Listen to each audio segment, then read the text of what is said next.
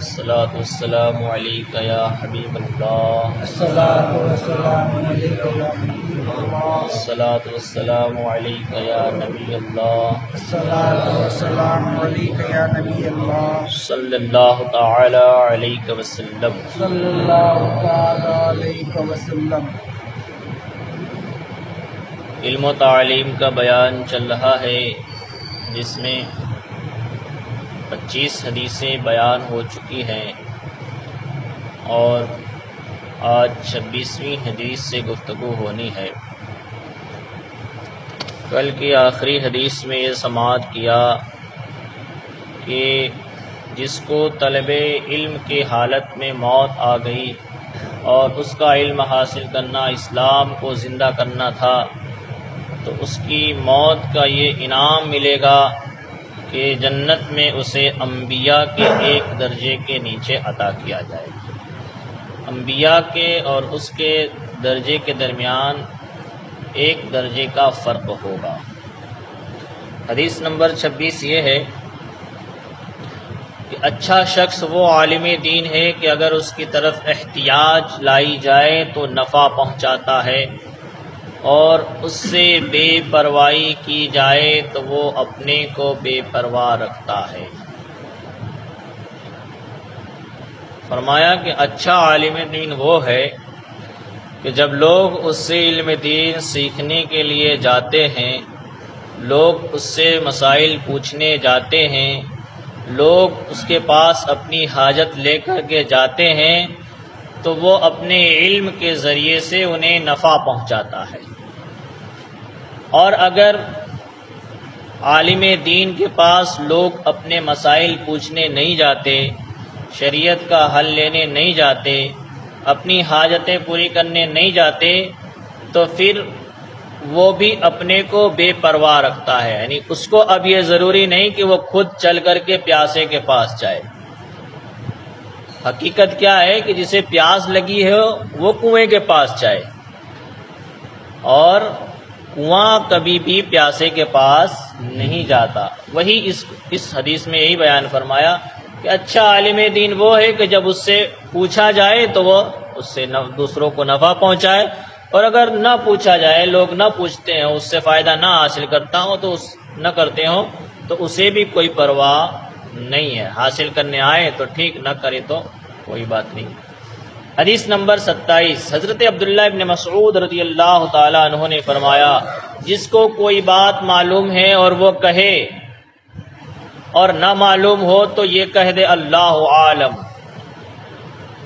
ظاہر بات ہے، جس سے مسئلہ پوچھا جائے اگر اسے معلوم ہے تو بتا دے، اور اگر نہ معلوم ہو تو ادھر ادھر گھمائے نہ معلوم ہو تو گول گول نہ گھمائے، کیا کہہ دے اللہ عالم، اللہ بہتر جانتا ہے۔ یہ صحابہ کا طریقہ تھا کہ جب انہیں کوئی بات پوچھنی ہوتی تھی تو کہتے تھے اللہ ورسولہ عالم، کہ اللہ اور اس کے رسول بہتر جانتے ہیں۔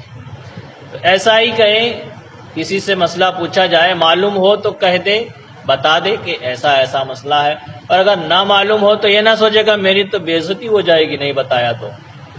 اس میں کوئی بے عزتی نہیں، بلکہ کیا کہے اللہ عالم، یعنی اللہ اس کے بارے میں بہتر جانتا ہے، میں معلوم کر کے بتاؤں گا۔ ٹھیک ہے، تو یہ صحابہ کا طریقہ ہے۔ اور اس طرح کہنا کہ مجھے معلوم نہیں یا معلوم کر کے بتاؤں گا یا اللہ رسول بہتر جانتے ہیں، اس طرح کہنا یہ بھی ایک علم ہے۔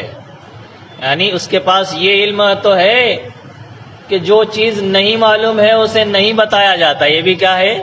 ایک علم ہے کہ جو نہیں معلوم ہے اسے نہیں بتا رہا ہے، جو معلوم ہے اسے بتا رہا ہے۔ تو اس میں کوئی بے عزتی کی بات نہیں ہے، بلکہ یہ کہہ دے کہ اللہ عالم، کیونکہ علم کی شان یہ ہے کہ جس چیز کو نہ جانتا ہو اس کے متعلق کہہ دے اللہ عالم، یہ علم کی شان ہے۔ اگر معلوم نہ ہو تو کیا کہہ دے اللہ عالم، اللہ بہتر جانتا ہے۔ اللہ تعالیٰ نے اپنے نبی سے فرمایا قل ما اسألکم علیہ من اجر وما انا من المتکلفین، میں تم سے اس پر اجرت نہیں مانگتا اور نہ میں تکلف کرنے والوں سے ہوں۔ اللہ نے فرمایا اپنے محبوب سے، اے محبوب تم فرما دو کہ میں جو بھی تمہیں تعلیم دیتا ہوں اس پر میں تم سے اجرت نہیں مانگتا، کوئی نذرانہ نہیں مانگتا، اور نہ ہی میں متکلفین میں سے ہوں، یعنی تکلف کرنے والوں میں سے ہوں، اور ایسا بھی نہیں ہے کہ جو چیز مجھے نہیں معلوم ہے وہ میں بتا دیتا ہوں، ایسا نہیں ہے۔ تکلف اصل میں کہتے ہیں جس کی مطلب ضرورت ہو اور وہ ضرورت اس سے پوری نہ ہوتی ہو تو اس میں جھجک محسوس کرے۔ کہتے ہیں نا کہ گھر پہ مہمان آتا ہے اور اسے آپ کھانے کے لیے کہتے ہیں تو وہ کہتا ہے نہیں میں گھر جا کے کھاؤں گا، یا مجھے بھوک نہیں ہے، یا آپ کھا لیجئے، ایسا کہتا ہے۔ تو آپ کیا کہتے ہیں؟ ارے بھائی اپنا ہی گھر ہے، تکلف نہ کیجئے، اپنا ہی گھر ہے، تکلف نہ کیجئے۔ تکلف مطلب تھوڑا جھجک محسوس کرنا، تو ایسا نہیں ہے۔ حضور کو اللہ نے فرمایا کہ محبوب تم فرما دیجئے کہ جو کچھ بھی آپ سکھاتے ہیں اس پہ کوئی اجرت نہیں مانگتا، اور نہ ہی میں متکلفین میں سے، یعنی تکلف کرنے والوں سے بھی نہیں ہوں۔ تو اس سے پتہ چلا یعنی جو بات معلوم نہ ہو اس کے متعلق بولنا تکلف ہے، ظاہر بات ہے۔ جو بات معلوم نہیں ہے، آپ سے کوئی مسئلہ پوچھا گیا اس کی، پھر بھی آپ بولتے جا رہے ہیں اس کے بارے میں، بولتے جانے بتانے کی کوشش کر رہے ہیں، تو پھر یہ کیا ہے؟ تکلف ہے، اس سے بچنا چاہیے۔ معلوم ہو تو بے جھجک بتا دیں۔ حدیث نمبر 28، قیامت کے دن اللہ تعالی کے نزدیک سب سے برا مرتبہ اس عالم کا ہے جو علم سے منتفع نہ ہو۔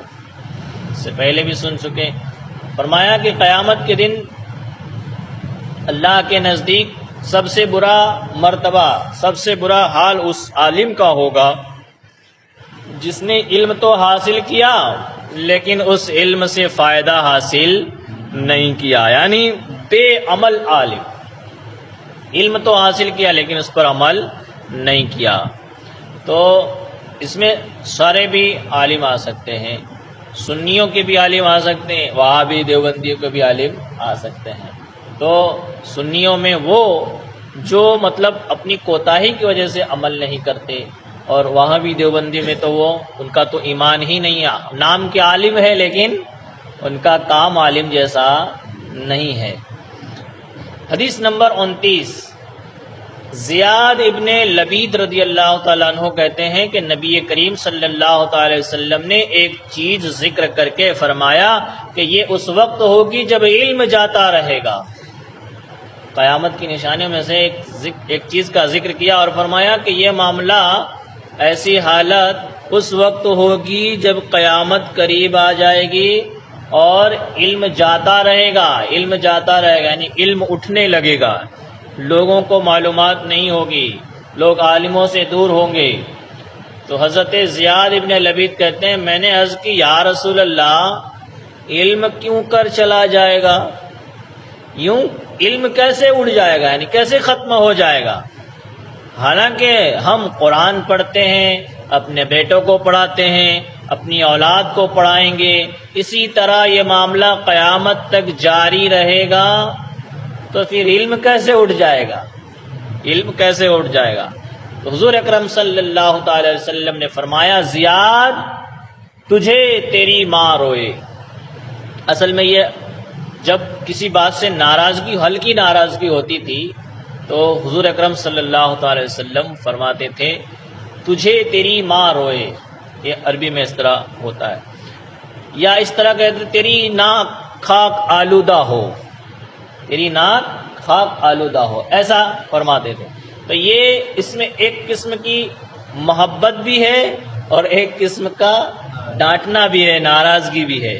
تو فرمایا زیاد تجھے تیری ماں روئے، میں خیال کرتا تھا کہ تو مدینے میں فقیہ شخص ہے، یعنی میں یہ جانتا تھا کہ تو بہت عقل مند ہے، زیادہ علم والا ہے، لیکن میں نے یہ بات کہی کہ تو اسے سمجھ نہ پایا۔ کیا دیکھتا نہیں ہے کہ یہود اور نصارہ، دیکھتا نہیں کہ یہودی اور نصرانی توریت بھی پڑھتے ہیں، انجیل بھی پڑھتے ہیں، مگر ہے یہ کہ جو کچھ ان میں ہے اس پر عمل نہیں کرتے۔ یہی حال ہوگا قیامت کے قریب کہ لوگ علم تو حاصل کریں گے، قرآن تو پڑھیں گے، حدیث تو پڑھیں گے، لیکن اس پر عمل نہیں کریں گے۔ تو یہ قیامت کے قریب ہوگی اور اس وقت علم جاتا رہے گا۔ اس سے پتہ چلا کہ جو بھی علم سیکھا جائے اس پہ عمل کرنا یہ قابل تعریف ہے، اور علم سیکھ کر کے اس سے فائدہ حاصل نہ کرنا تو اس کی مثال اس اندھے کی طرح ہے جو چراغ لے کر اندھیرے رات میں چلتا ہے، تو اس کے چراغ سے دوسرے تو راستہ پا جاتے ہیں لیکن وہ خود راستہ نہیں پاتا۔ اندھیرے میں ایک اندھا آدمی چراغ لے کر کے چلے تو اسے تو راستہ پتہ نہیں چلے گا کہ میں کہاں جا رہا ہوں، کدھر جانا ہے، کیونکہ اسے راستہ دکھ ہی نہیں رہا۔ لیکن اسی روشنی میں ایک آنکھ والا گزرتا ہے تو اسے اس کی روشنی سے فائدہ پہنچ جاتا ہے۔ ایسا ہی علم والا کہ اس نے علم تو حاصل کیا لیکن خود فائدہ نہیں اٹھایا، تو اس کی مثال یہ حضور نے بیان فرمائی کہ اس وقت ہوگا جب قیامت قریب آ جائے گی اور علم جاتا رہے گا۔ حدیث نمبر 30، حضرت عمر رضی اللہ تعالیٰ عنہ نے کعب احبار رضی اللہ تعالیٰ عنہ سے پوچھا ارباب علم کون ہے؟ ارباب علم کا مطلب علم والے لوگ کون ہیں؟ کہا وہ جو جانتے ہیں اور اس پر عمل کرتے ہیں۔ اصل میں علم والے کون ہیں؟ حقیقت میں علم والے وہ ہیں جو جانتے بھی ہیں اور اس پر عمل بھی کرتے ہیں۔ پھر فرمایا کس چیز نے علماء کے قلوب سے علم کو نکال دیا؟ یعنی کون سی ایسی چیز ہے جس نے عالموں کے دلوں سے علم کو نکال دیا، یعنی علم کی وہ قدر نہیں کرتے؟ تو فرمایا طمع نے، طمع مطلب لالچ نے۔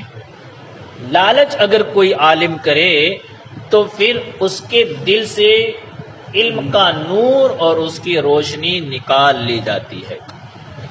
حدیث نمبر 31، میری امت میں کچھ لوگ قرآن پڑھیں گے اور یہ کہیں گے کہ ہم عمرا کے پاس جا کر وہاں سے دنیا حاصل کر لیں اور اپنے دین کو ان سے بچائے رکھیں، مگر ایسا نہیں ہوگا۔ جس طرح قطاد ایک کانٹے والا درخت ہے، جس طرح قطاد سے نہیں لیا جاتا مگر کانٹا، اسی طرح عمرہ کے قرب سے سوائے خطا کے کچھ حاصل نہیں۔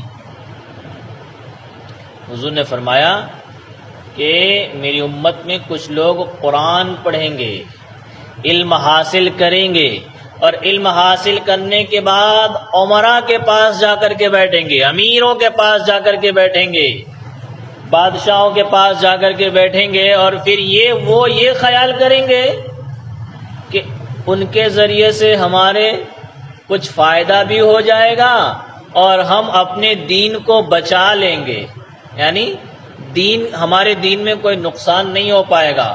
وہ عمرا لوگ، وہ امیر لوگ ہمارے ایمان کو، ہمارے دین میں کچھ بگاڑ پیدا نہیں کر پائیں گے، وہ یہ سوچتے ہوں گے۔ لیکن حضور نے فرمایا کہ نہیں، ایسا تو ہو ہی نہیں سکتا کہ آدمی ہاتھ میں کوئلہ لے اور اس کے ہاتھ میں کالک نہ لگے، ہاتھ میں کوئلہ لے اور کالک نہ لگے، یا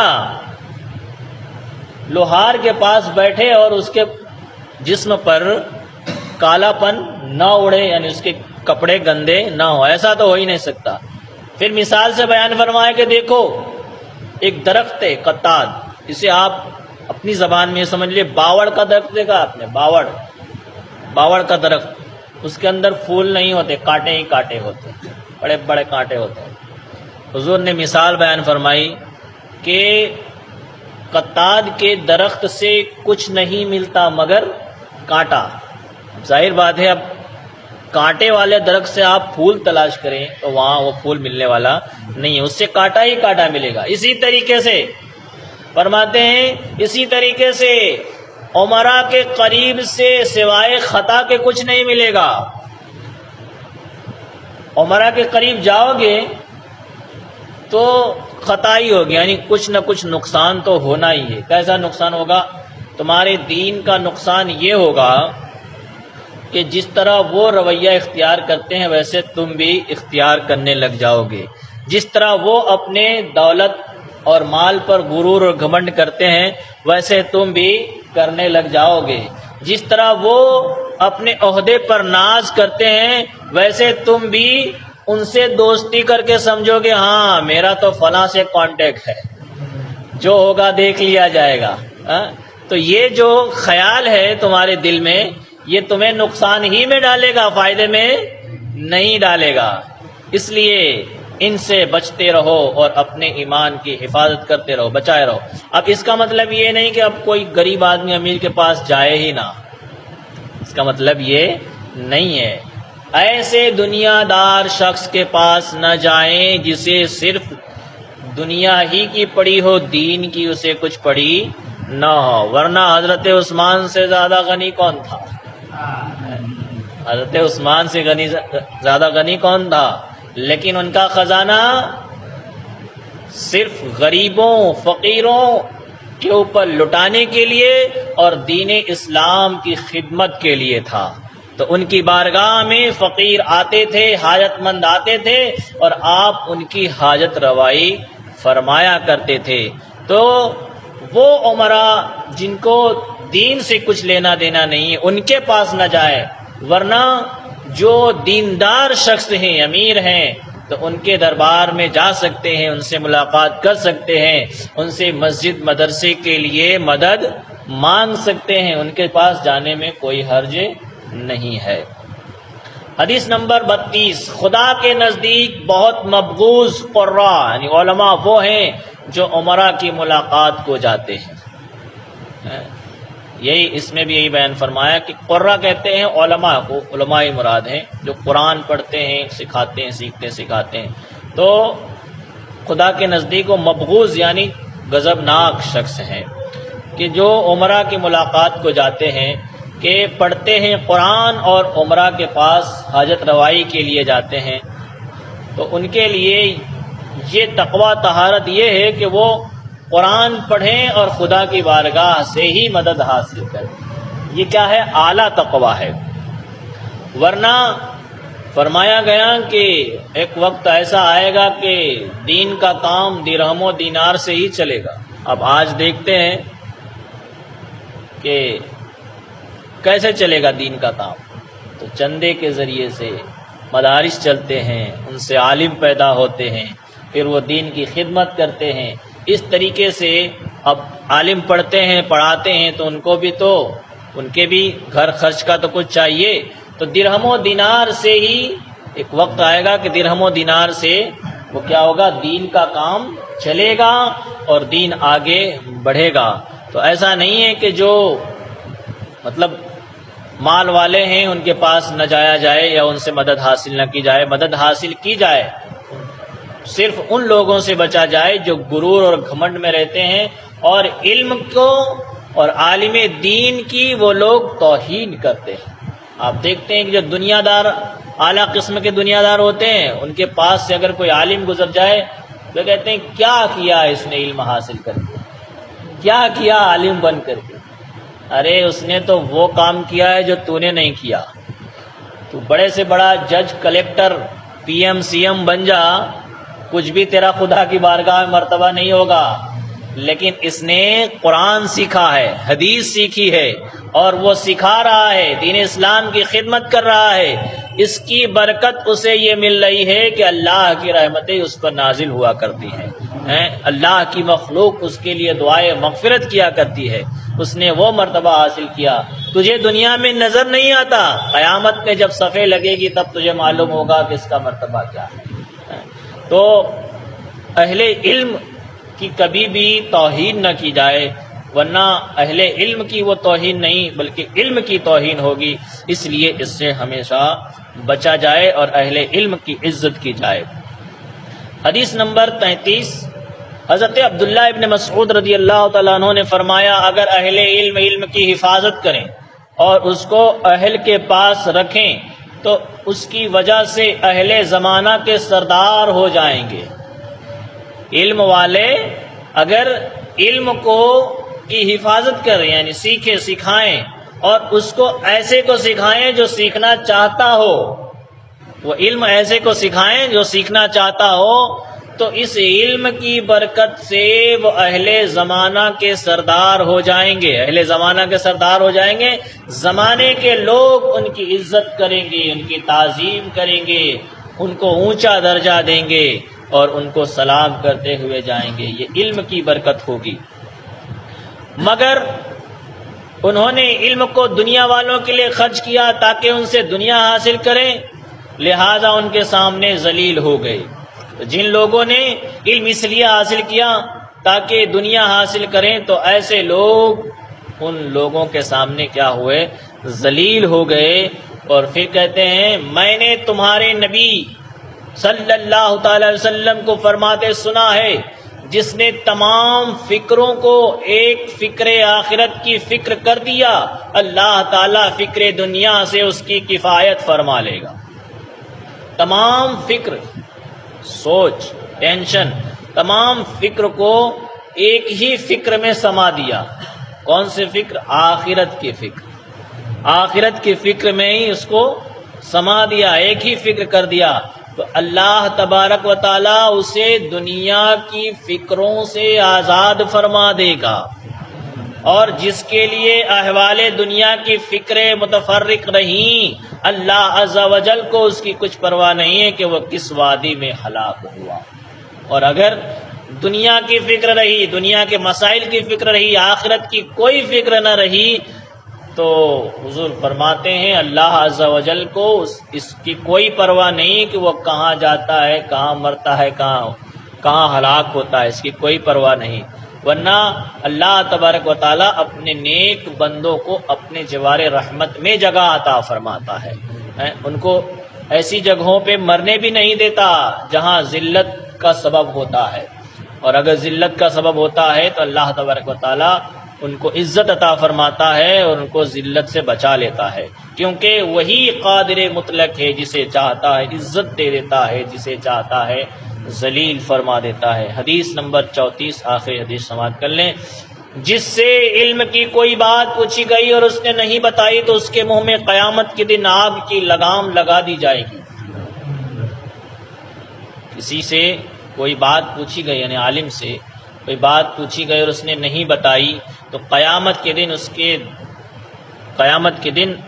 اس کے منہ میں آگ لگا دی جائے گی۔ اب اس میں یہ بات سمجھتے ہوئے چلیں کہ کچھ لوگ تو وہ ہوتے ہیں جو مسائل کو حقیقت میں جاننے کے لیے پوچھتے ہیں، اور کچھ وہ ہوتے ہیں جو آزمانے کے لیے پوچھتے ہیں۔